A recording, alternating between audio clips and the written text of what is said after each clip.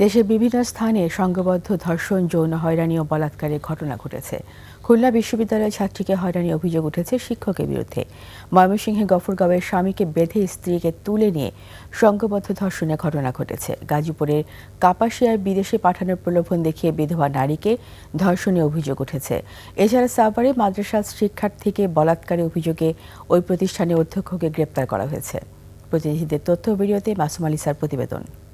Lily premium gold soap 24 carat gold এনে দেয় real golden glow.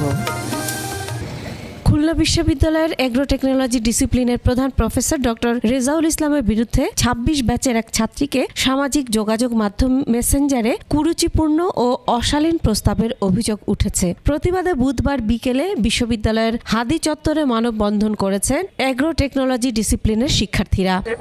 প্রশাসনিক দুর্বলতা অবশাসনের বিরুদ্ধে ইনশাআল্লাহ আমরা রুখে দাঁড়াবো।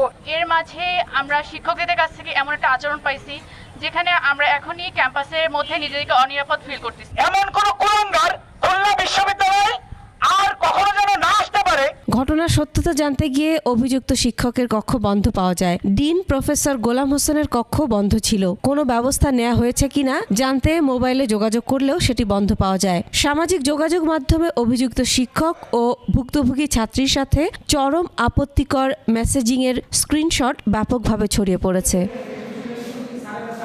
ময়মনসিংহের গফরগাঁয়ে ঘরের ভেতর স্বামীর হাত পা মুখ বেঁধে মারধর করে এক সন্তানের জননীকে তুলে নিয়ে সংঘবদ্ধ ধর্ষণের ঘটনা ঘটেছে। মঙ্গলবার রাতে উপজেলার পাগলা থানার নিগুয়ারি ইউনিয়নের কুরচাই গ্রামে এ ঘটনা ঘটে। পাগলা থানার ওসি জানান, রাত ১টার দিকে ৭-৮ জনের মুখবাঁধা একটি সংঘবদ্ধ চক্র ঘরে ঢুকে গৃহবধূর স্বামীকে মারধর করে এবং তাকে সংঘবদ্ধ ধর্ষণ করে। এ ঘটনায় বুধবার গৃহবধূর মা থানায় অভিযোগ করলে গৃহবধূকে পরীক্ষা ও চিকিৎসার জন্য ময়মনসিংহ মেডিকেল কলেজ হাসপাতালে পাঠানো হয়।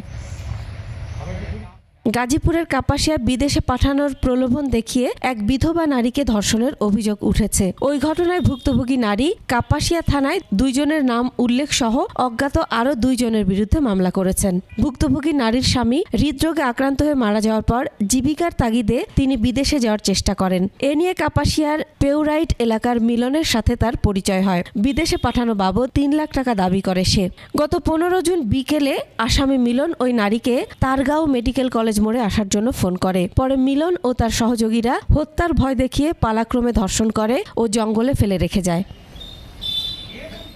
সাভারে এক মাদ্রাসা শিক্ষার্থীকে বলাৎকারের অভিযোগে ওই প্রতিষ্ঠানের অধ্যক্ষ গোলাম রব্বানীকে গ্রেফতার করেছে পুলিশ। গত রাতে ভুক্তভোগী শিক্ষার্থীর পরিবার সাভার মডেল থানায় মামলা করে। পুলিশ জানায়, তেঁতুলঝোড়া এলাকার শামসুল উলুম খাদিমুল ইসলাম মাদ্রাসার এক ছাত্রকে বলাৎকারের অভিযোগ পাওয়ার পর সেখানে অভিযান চালিয়ে গোলাম রব্বানীকে গ্রেফতার করা হয়।